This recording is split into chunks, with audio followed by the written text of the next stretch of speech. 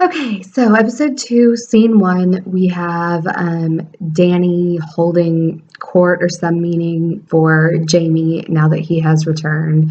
And basically, the whole scene is Danny looking to others to support her in her vendetta against Jamie, and she's kind of just being a bitch. Like, Danny's been my favorite from the beginning. I've wanted her to win the throne, and at this point, like, she's lost me. I'm kind of done with her. Um, so anyway, she is talking about how he murdered her father and all these things, and you know, really looking to everyone around to support her. And Jamie admits what he's done in the past and that he's done everything for his family, and that their families were at war. So there's no apologies for that. Like, they were at war, and that's what happens when you're at war, is people die. He didn't bother to explain everything about her father being mad and the wildfire under the city, but I really don't think that would have made any difference to Danny. She's so stubborn and her mind is made up. So anyway, Tyrion gets up and tries to vouch for him, and Danny does not like that. She snaps and puts him kind of back in his place, I guess, and accuses him of misjudging Cersei as well. And so Tyrion sits back down, and Sansa at that point kind of sides with Danny and says, yeah, you can't trust him. He betrayed my father as well. And, the Stark family has issues with the Lannisters as well. So she was really with Danny, and Bran chimes in and says, the things we do for love, which is all Bran says, of course. And that's exactly what Jamie had said to Bran when he was pushing him. Which no one here knows that Jamie's the one that pushed Bran, and Bran didn't disclose that information. And we'll find out why later in the episode. But then Brienne steps up and, vouches for Jamie and for his character. And Jamie has said that he's the one, or that the reason he's there is because this goes beyond family loyalty. This is about survival, and I think Brienne knows that he's serious about that. She and Jamie have been close before, and no matter what side they're on, I think that there's a mutual respect there. And so she steps up and vouches for him, and Sansa takes her word very seriously because Brienne has always been true to Sansa and to the Starks. And so with that, Sansa is ready to pardon Jamie and let him into the fold or whatever. And Daenerys doesn't like that, so she turns to Jon. And Jon, in that moment, also sides with Sansa and says, we need every man we can get. Jon's focus here is really on the war with the dead and getting as many people to fight against the dead as possible. And I think he realizes that Jamie is here with honorable intentions, and let him fight. He might die anyway. So it kind of ends with that. And Daenerys is like, very well, but you can tell that she's not happy. And so they get up and Sansa leaves, and then Dany turns to Jon, but Jon just follows Sansa. He's being real quiet here. He hasn't talked to her much since he found out he was a Targaryen. So he probably knows that she's not going to be very happy because he now has a claim to the throne, and he probably just doesn't want to get into the middle of it till this other war is over. Like, it could be a non-issue, and I think Jon is very, very focused on the issue at hand. So that's where we are at the beginning of this episode. So after Jaime's trial, Dany steps out with Tyrion, and Tyrion is like, "You have to trust him. He's a good guy." Blah blah blah. And she tells him, "Well, you thought that your sister was gonna tell you the truth and was gonna send you her army, and she fooled you." And Tyrion is like, "Yeah, she fooled me. I understand, but this is good. Jaime is gonna help us." And I think she kind of lost her mind a little bit because she started saying like, oh, and you're gonna trust him, blah blah blah. And I think that this is where she really begins to question everybody around her. And at the end of the scene, Jorah comes in and sees that Dany's a little bit in over her head with who she can trust. And this is when he understands that she needs guidance from people that had been with her for a long time, and that's when he comes in. Arya goes to check on her weapon with Gendry, and it's completely obvious they like each other, which doesn't irritate me. um, they mention the crypts, and in this episode, crypts is mentioned quite a bit, and I don't know if that's any foreshadowing, like something really bad is going to happen in the crypts, or if it's just matter of fact that's where people are going instead of fighting. We're reminded that Gendry has fought the Whites before, and if you haven't seen that scene in a while, you should go watch it again because it's insane. He says they're like death, and it's like a buzzword for Arya. It's season 1. There's only one God, and his name is Death, and all that. But I don't know if I feel like she's really confident, which is very Arya, but this might be different. I don't think this death is any kind of thing she knows or has anything to do with anything she knows. So I'm a little scared for her. And then the looks that Gendry gives her when she's throwing those daggers is like he's really impressed. I don't really think he understands or realizes like how insane she is. So yeah, that was, I'm a little confused about that scene, so let's hear what y'all think. Okay, so then Jamie meets Bran by the tree that he's always sitting next to apologize for what he did. And Bran says, "You weren't sorry then. You were protecting your family." I think this shows like understanding from Bran that Bran knows that he was just protecting his and Cersei's secret, and shows that he's not just a child. Obviously, we've known that for a long time now. And Jamie says that he's not that person anymore. And Bran tells him that if he hadn't pushed him, that he would still be that person and that he would still be Brandon Stark. And Jamie's like, "You're not Brandon Stark." And Bran's like, "Not really. I'm someone else now," is what he says. And Jamie asks if Jamie says, "You're not angry?" And he says, "No, I'm not angry at anyone." And Jamie asks Bran why he didn't tell anyone about what happened. And Bran says, "Well, you wouldn't be here to fight if I'd let them murder you," which I think shows that Bran knows Jamie's potential, and maybe Jamie could be a central figure in killing the Night King. Jamie is the King Slayer, so I think it's really possible that Jamie could be the one to kill the Night King. I guess we'll see. I kind of thought it was going to be Bran, but Bran later on mentions the whole bait thing, and so I'm not really sure. I think Jamie could hold a vital role in this war.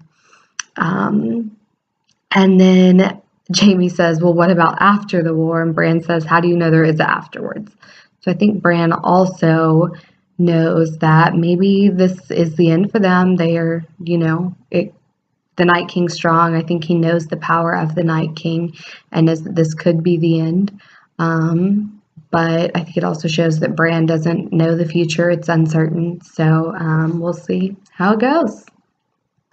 So I was really happy to see Tyrion and Jamie get to walk around Winterfell and be brothers and stuff. That was cute. And then Cersei's pregnancy is brought up, and I was under the impression that she wasn't pregnant, that she was and she miscarried, but I don't know if I made that up. They're clearly under the impression that she is pregnant still. And in the last scene where in season 7 where Jamie and Cersei are together, it's whenever he decides to leave, she straight up says, I'll say whatever I have to say to ensure the survival of our family. And it's a really like moment, but she so I don't understand why he would believe her unless I'm missing something. But clearly she's manipulating them with family, which is something that is really important to both of them, so it's really sad. And then when Tyrion says you knew what she was and you loved her anyway, it's just so cringy because it's kind of like not ever really mentioned in between the brothers, and so Tyrion brought it up, and then they move on. So Tyrion starts talking about how Dany is different, and I don't know if he means different from the Mad King or different from Cersei, as in she's not particularly manipulative. In that sense, she is different, but leading up to now, there has been a lot of signs that she's crazy or doesn't know how to do things. So, and I guess that's why she has Tyrion, but she doesn't listen. So, and then, Tyrion says, maybe I'll get to kill Cersei when I'm a White Walker or a White. And that's the first time, really, I think any major character has acknowledged that they could come back that way. Maybe Tormund, but I hope that doesn't happen. Okay, so then Jamie's standing there and he starts like kind of looking at Brienne like, I don't know what kind of way, and he goes up to her and they're like shooting the shit, talking about where they're gonna be fighting and all this, and he's like, that's a good idea and blah blah blah, and then she gets all mad and she's like, what is happening right now? Like, just because I look like Mary Stuart Masterson does not make this some kind of wonderful, like, why are you being nice to me? This is weird. And then he's like, they have this kind of like cute sexual tension kind of thing because they're like arguing about it. Anyways, and then he's like, I can't fight the way I used to fight, and so can I like be in your army, please? And then she's like, I gotta go. This is awkward. So I thought that was kind of weird because he's like, I'm broken, so I'll fight for you now. And she's like, what? Anyway, so then she walks away. Okay, so Jorah goes to talk to Daenerys and reminds her that she has forgiven him despite his failures. And really, he's here to speak for Tyrion because Dany is obviously struggling with her trust of Tyrion in this episode. And Jorah says that she should forgive Tyrion because Tyrion has made mistakes, but he owns up to them and learns from them, which I honestly could not agree more with Jorah. I think that owning up to mistakes and learning from them is the best possible outcome when you make a mistake. So I think he's 100% spot on here. So he advises her to forgive Tyrion and also to go and speak to Sansa, which I think was good advice. I don't think it went well, but I will let Shasta tell you guys about that one. So then, presumably because Jorah told her to, Dany asks Sansa if they can talk, and it's kind of cheesy because she's like, I don't know, like she needs to re-roll for charisma because like she's super like obvious. Like she comes in and she's like, we're both like really strong women, right? And then she is like, but we don't like each other. Why is that? And it's like, that's not Sansa's fault. Like, you're the one who rolled in like, I'll feed my dragons what I want. Anyway, so then Sansa's like, well, my brother's in love with you and dudes are dumb and they like think with their wiener, so I don't trust you. And then Dany's like, well, I'm here fighting your brother's war, so who manipulated who? And Sansa's like, okay, yeah, you're right. And then she like, Dany like puts her hand on Sansa's like, we get along now. And then Sansa's like, okay, but like, what happens after the war? And Dany's like, well, after the war, I go get the throne. And Sansa's like, okay, well, after the war, I've been fighting for Winterfell this whole time and we got it back, and I'm not giving it back to anybody. And then Dany's like, and moves her hand, and then somebody interrupts them. Okay, Dany. Okay, so my favorite part of this episode is when Dany and Sansa's conversation is interrupted because Theon has returned. I really have not liked Theon up until this season, last episode when he told Yara he was going to go fight for the North. And so this return made me so emotional. Dany kind of is bitchy and is like, where's Yara? And he's like, well, she couldn't sail the fleet here, so she went to take the Iron Islands back in your name. And so Dany's like, and why are you here? And Theon turns to address Sansa instead, which just shows how much respect people have for her. Like, I'm really, really loving Sansa this season. I think she's shown the most character growth, and Theon obviously has shown a lot too. This is like the first really brave thing he's done since he helped her escape from Ramsay. So, anyway, he turns to Sansa and he says, I've come to fight for Winterfell if you'll have me. And you can just see the tears of joy in Sansa's eyes at seeing him. And she goes to hug him. And, you know, later on in the montage toward the end, they're sitting together and there's just so much warmth and love between the two of them. And he saved her. Like, I'm really glad to see them reunited and to see him stepping up and all of that. I kind of have a feeling he's going to die in the battle, but I really hope not. Before this episode, I probably would have said I don't care what happens to him, but I'm kind of pulling for him in this one. So, yeah, I really enjoyed that scene in that moment. So you're like barely emotionally recovered from the whole thing with Theon and Sansa, and then they go to Davos, and he's like the like cafeteria lady now, and like doing like fireside talks, and this one dude's like, I don't know how to fight at all, and like, this is like, what am I supposed to do? And Davos is like, you'll figure it out. And then this like little girl comes up and she's like, I don't want to fight because like my brothers are soldiers and I want to be with them. And you're like, why are all the little girls in this town stronger than the dudes? And then Gilly's like, it's okay, you can come protect me in the thing. I'm gonna start crying. It's so sad, y'all. That little girl's gonna go, and I don't know how, but it's gonna be rough. So during one moment we hear incoming, incoming, and John steps out and he sees that Tormund, Ed, and Beric Dondarrion have come back from Last Hearth from fighting the White Walkers, and John tells them that I thought you were dead, and they were like, no, we came back from Last Hearth, and the White Walkers have gone through there, and they have the Umbers fighting for them now.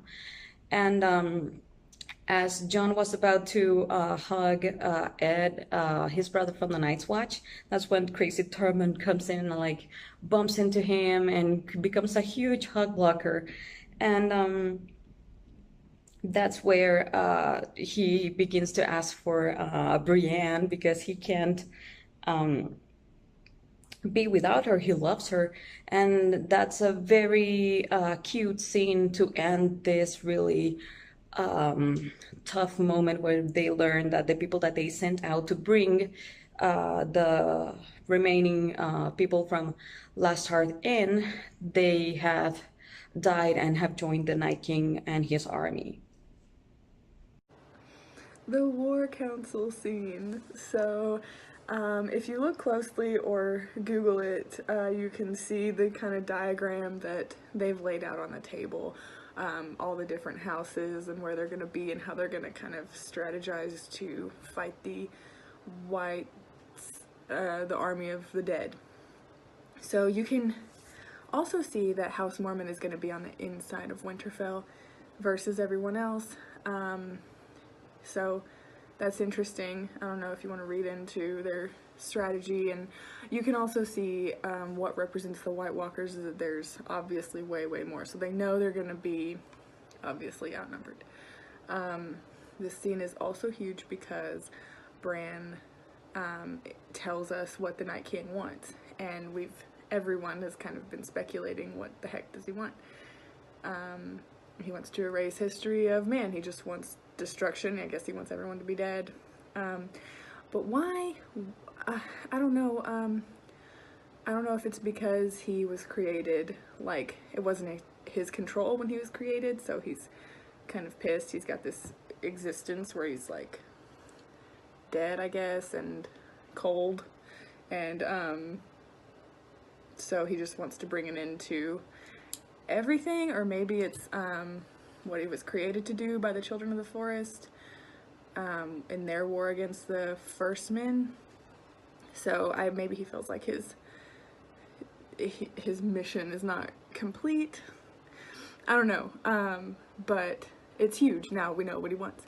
I think anyway, unless Bran is wrong, or hopefully not.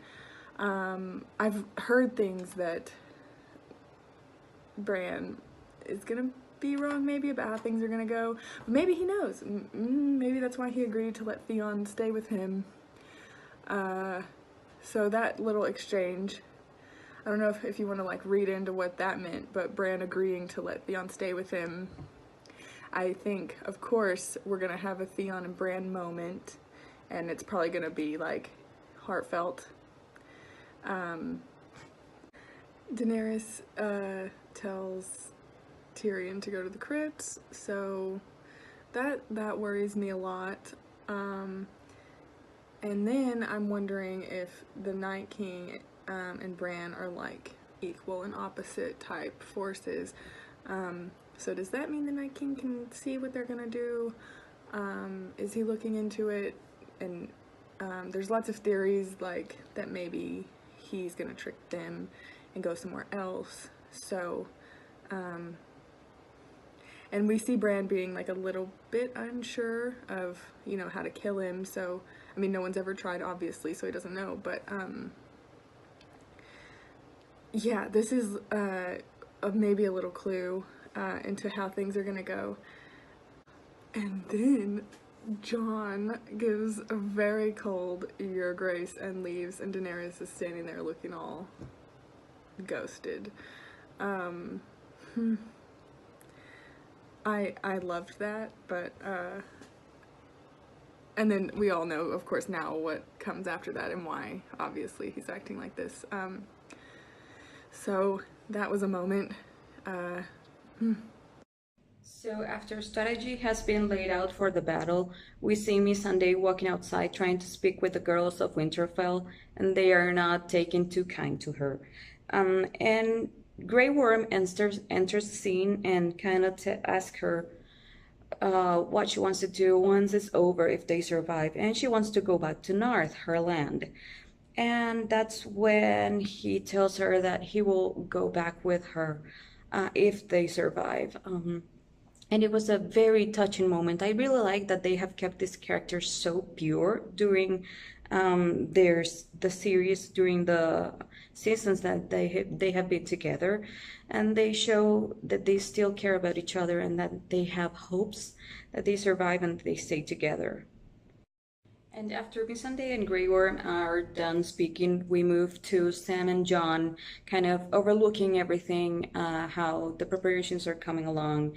And they begin joking about how the last time that they were together, they were brothers of the Night's Watch. And Edison comes in, and they kind of poke fun at the fact that the really coward character that was Sam at the beginning of the series is now the White Walker Slayer and the lover of ladies, and that definitely they will die and the world is coming to an end now that Sam is this completely changed character.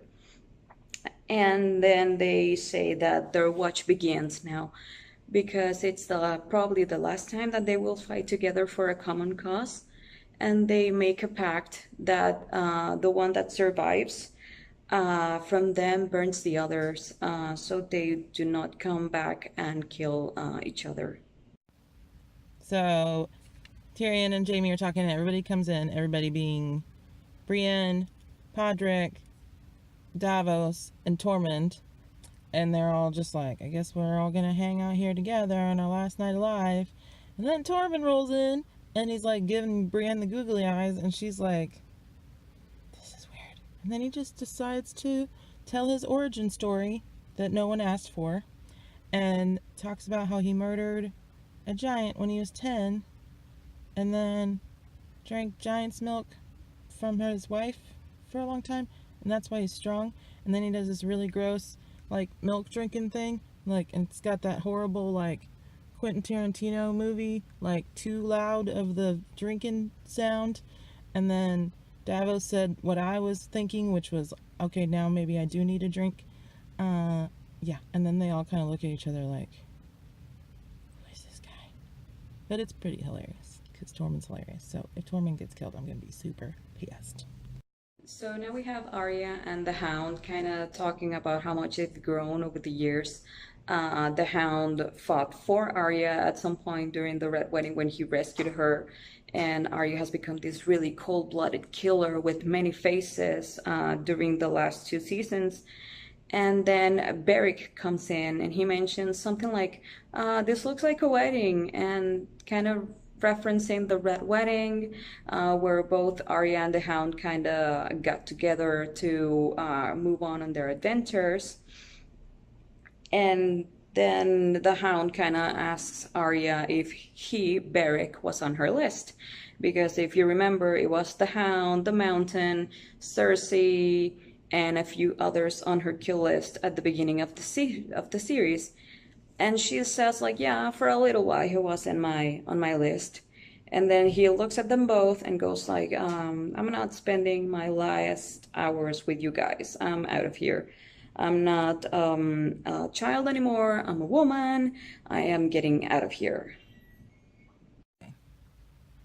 Gendry brings the stick that he made for Arya to play with, if you know what I'm saying. And then she's like playing with the stick. And then she's like, what happened with you and that red lady? And he's like, well, she got me naked and then put leeches on me. And then she like is grilling him about how many people he slept with. And you're like, Arya, why? But then it turns out that that's probably like the Winterfell version of an STD test. And she was just like checking to see if like everything was okay. And then she's like, we are gonna hook up now because I don't want to die a virgin. And then she starts like getting naked, and you're like, because it's Arya, and she's a little girl still in your head, but also like, okay, yeah, she's like really like 20 something. It was weird, but good for her, I guess. Okay, so in this scene, we see the group that's back by the fire, and Tyrion says he thinks they might live, and everybody kind of laughs. And he starts listing all the battles that they've survived collectively. And when he gets to Brienne, he calls her Sir Brienne, and then apologizes and corrects himself and calls her Lady Brienne. And Tormund is like, you're not a sir, you're not a knight. And she's like, no, women can't be knights. And he says, fuck tradition. And that if he were king, that he would knight her 10 times over, because he's being like kind of creepy in this episode towards her. I don't really like it. Like, I know it's supposed to be funny, but it's just so cringy. But anyway, Jaime's like, you don't need a king. Any knight can make another knight. I'll prove it. And so he tells Brienne to come kneel, and she's kind of skeptical. And he's like, no, for real. So she goes, and it's a really emotional, like, nice moment. And she kneels in front of him, and he makes her a knight, and she rises, and they all cheer for her. And she has tears in her eyes, and it's a big, big moment for her. She's been like doing a knight's job for the whole series without officially being a knight, and she's probably the best knight there is. Honestly, like, she's amazing.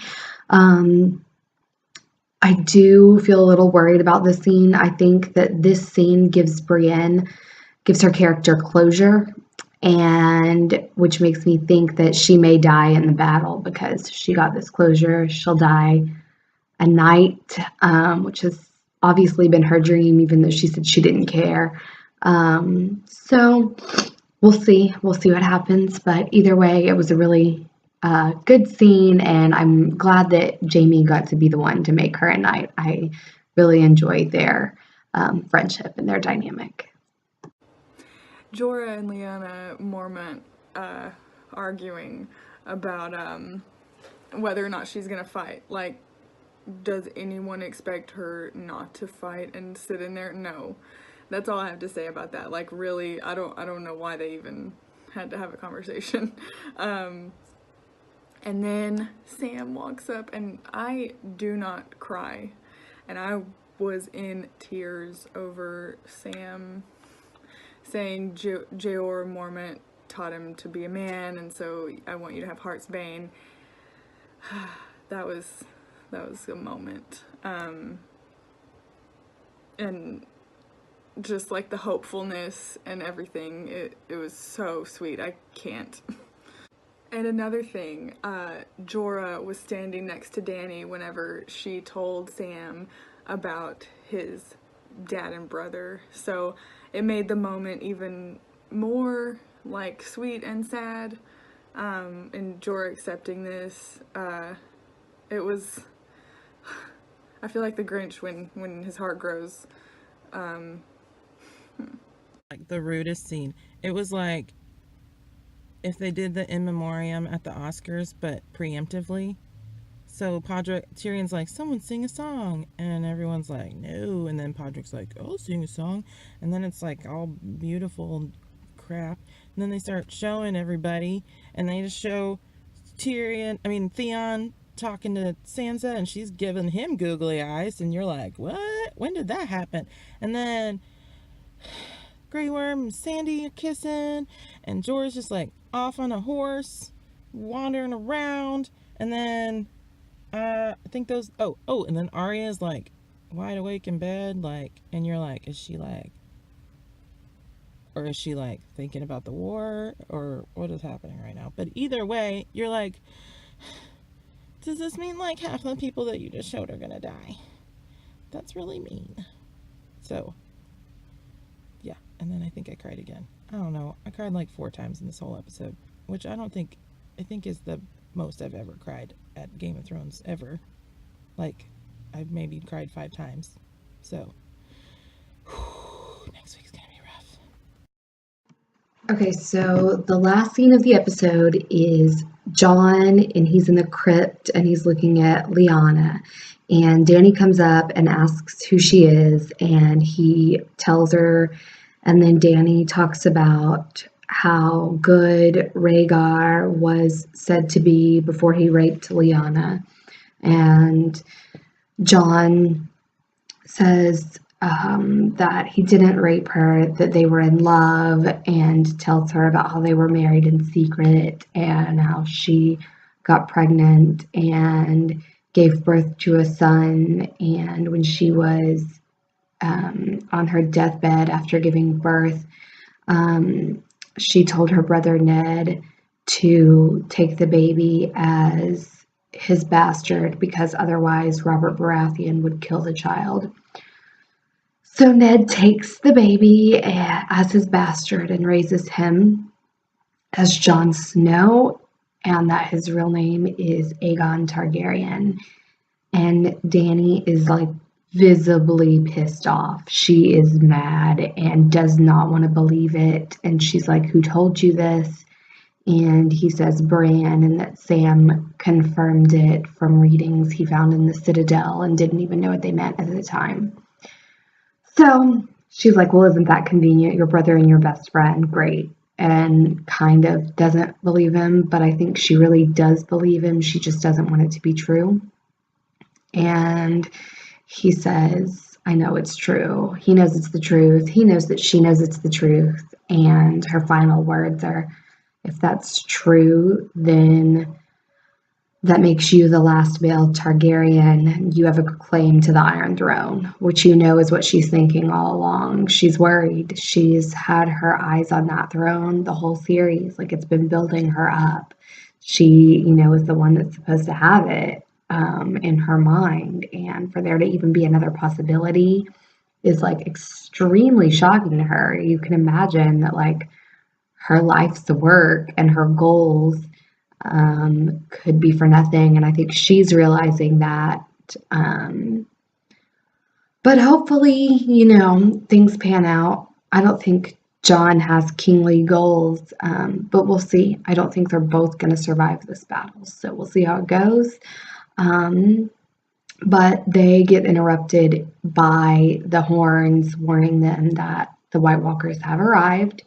So they have to forget about this for now and prepare for battle. And the last shot of the scene is Tyrion looking ominously over the wall as the White Walkers approach, and the White Walker generals on their horses facing the castle, ready to attack Winterfell. So next week should be really exciting. It's the war, and we also have a video of death predictions. So check that one out as well, and leave us some comments about what you thought of this episode and what you hope to see in the next one, and we will see you next week.